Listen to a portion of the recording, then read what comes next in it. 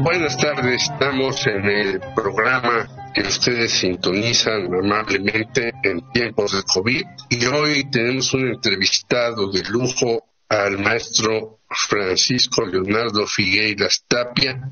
Él es profesor de tiempo completo de la Facultad de Ciencias Políticas Sociales, politólogo, directivo de muchos organismos dentro y fuera de la facultad, y le vamos a preguntar sobre estas elecciones de junio, el 6 de junio, que han resultado antes de que ya se dé el arrancón final, aunque vemos publicidad por todos lados, en los medios ya atiborrándonos de lo que se llama spots o propaganda política.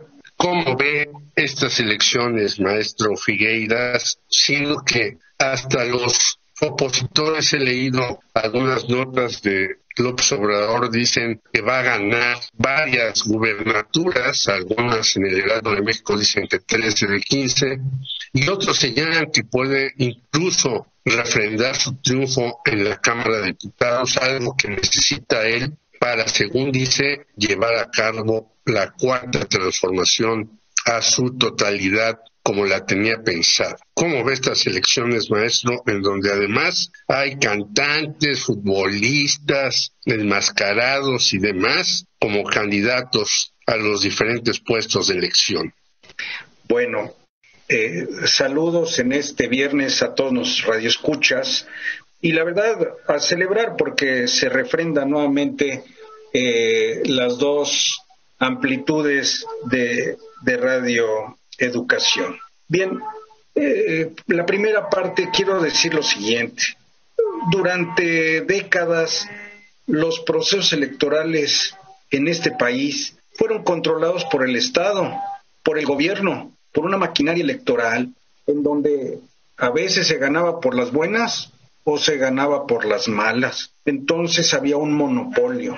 Y esto exhibía en realidad la razón de los procesos electorales. No había confianza en los procesos electorales. Y la razón de ser de los procesos electorales era justamente refrendar la representación. Hubo varios fraudes electorales, pero los más señalados es el de 1988. Pero además tenemos en distintos momentos una pugna por tener un marco jurídico electoral que diera garantías de transparencia y equidad. Y el poder político del PRI no quería perder el poder, ellos querían continuar ese poder y entonces por todas las artes lo impedían.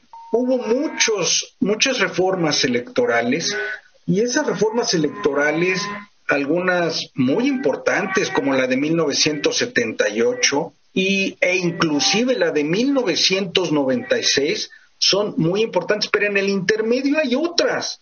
Y hay otras que son como, vamos a decir, formas de voy a conceder aquí, pero no voy a perder el poder. Y desgraciadamente esa fue la cultura que tuvimos del partido en el poder por 70 años, el PRI, y en donde las oposiciones difícilmente podían participar con todas estas garantías que en otros lugares, en países desarrollados, sí se daban. Esa sería mi primera parte. Pero ya después del gran triunfo de López Obrador, donde nadie esperaba que obtuviera tantos votos, que tuviera tantos diputados, senadores, mayoría en la Cámara de Diputados y demás, hemos visto, sin embargo, que hay diputados que llegaron como una señora Lili Téllez de Morena, luego se pasan al PAN, otros como Mauricio Toledo, que llegó del PRD y ahora está supuestamente en el PT y está acusado de fraudes en la delegación Coyoacán. Es decir, llegó una cantidad de personas y personajes tan diversa y tan variada que en realidad pues la Cámara de Diputados y Senadores sigue siendo, por un lado, de chapulines y por el otro lado de la vieja clase política, como algunos nombres de Porfirio Muñoz Ledo, que tiene más de 50 años de estar en el poder y no se quitan de la ubre. ¿No quiere decir esto también un cierto retroceso político que hemos tenido, maestro Figueiras? Gracias, Jorge Meléndez. Quisiera señalar lo siguiente. Los procesos electorales son también cultura política. Tuvimos la fortuna hace 40 años de que viniera Maurice Duverger y nos diera un curso en la vieja Cámara de Diputados. Y entonces, él retomando ideas inclusive de Marx y otros grandes pensadores, él sostenía que estos procesos electorales tendrían que estar vinculados a una cultura política. Pero claro, una cultura política democrática y de participación. Lo que tenemos hoy en día, Jorge, es que hay una crisis de representación política y hay una crisis de los partidos políticos en el mundo. O sea, no es una característica particular de México. Hay una crisis de representación y esta crisis de representación tiene que ver con 3 asuntos. El primero, por ejemplo, en México, los viejos partidos, y voy a decir viejos partidos como el PAN, el PRI, inclusive el PRD, son viejos partidos que dejaron de ser una fuente de credibilidad para los votantes. Yo a veces no les digo a todos ciudadanos, porque el ciudadano necesita tener una cierta cultura política y hemos tenido un déficit grave de cultura política. Entonces, sin embargo, aún con eso, dejaron de ser una fuente de credibilidad y más aún de expectativas reales para los votantes. Entonces el PAN, el PRI y el PRD ya no tienen esta, parte de legitimidad por la credibilidad. Por otro lado, tenemos a un presidente que es un líder de masas. Hacía muchas décadas que no teníamos un líder de masas presidente. No lo han sido en los últimos 70 años. Y entonces, este líder de masas está vinculado a una serie de compromisos, estemos de acuerdo o no, no es el tema en este momento, sino que hay una serie de compromisos que él está cumpliendo y en ese sentido, por eso él tiene una aceptación del 60%.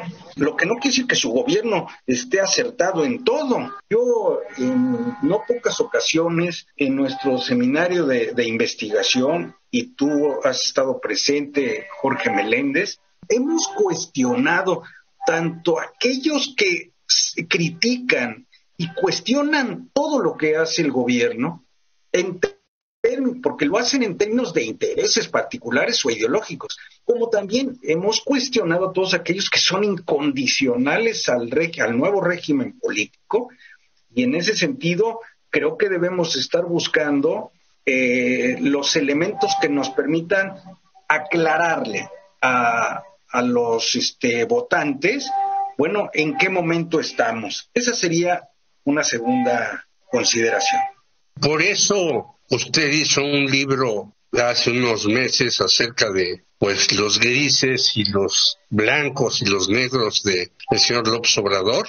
Sí. Bueno, inicialmente nosotros decíamos que son las contradicciones del régimen, del nuevo régimen de López Obrador. Ya en la editorial le pusieron el régimen a debate, el régimen de Andrés Manuel López Obrador a debate. Bueno, pero yo sí, ahora sí voy a entrar a lo que sería el tema central del día de hoy. Miren, tenemos nosotros hasta el día 22 de enero una lista nominal de 93 millones de personas registradas con posibilidades de votar. Digo con posibilidades porque hay quien está registrado pero puede perder la credencial o extraviarla, ¿no? Y entonces, pero 93 millones. ¿De esos cuántos van a votar? No va a ser lo del 2018. 2018, que muchos le hemos llamado la revolución de conciencias. En eso inclusive el presidente coincide. Claro que es una revolución de conciencias, porque dejaron de tener un peso fuerte ciertas prácticas políticas corruptas y monopólicas que realizaron estos viejos partidos. Entonces, en este 2021, en este momento, fíjense, en el 2018 teníamos un padrón de 89 millones. De esos 89 millones, votaron 56 millones. Y si uno hace la proyección y dice, bueno, ¿cómo está la situación ahora? Bueno, calculen ustedes que un 40% y hablando de elecciones con éxito, serían los que estarían participando. O sea, estamos hablando de que es muy probable que ande una participación en unos 38, 39 o 40 millones de personas que van a votar. Pero el problema que tienen todos es el siguiente, y esa es la preocupación que me señalaba Jorge Meléndez. Bien, ¿quién está haciendo propuestas que llamen la atención y que sean verdaderos compromisos? Resulta que dentro de esta crisis que yo señalaba, no hay garantías para las promesas, no hay garantías para todo aquello que en un discurso los que participan en los procesos electorales, ellos estén diciendo, yo les prometo esto y aquello. No hay garantías.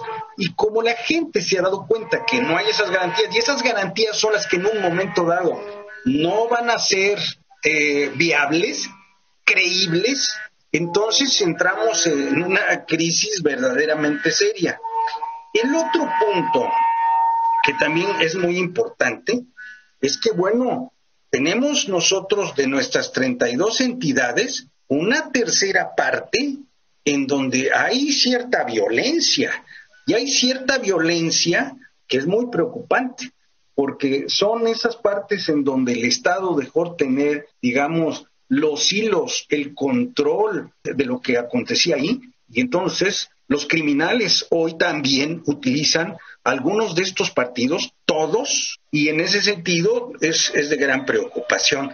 Tenemos 10 estados donde hay violencia y donde están asesinando precandidatos o candidatos. Podríamos tener cierta confianza en las encuestas de que Morena ganará, quién sabe con qué cantidad y demás, y que no va a haber en esos días un aumento de la violencia para que la gente salga a votar. ¿Será así, maestro Leonardo Figueiras? Esto nos lleva a otro asunto también central. Dentro de los compromisos del régimen actual, un compromiso ha sido combatir la corrupción.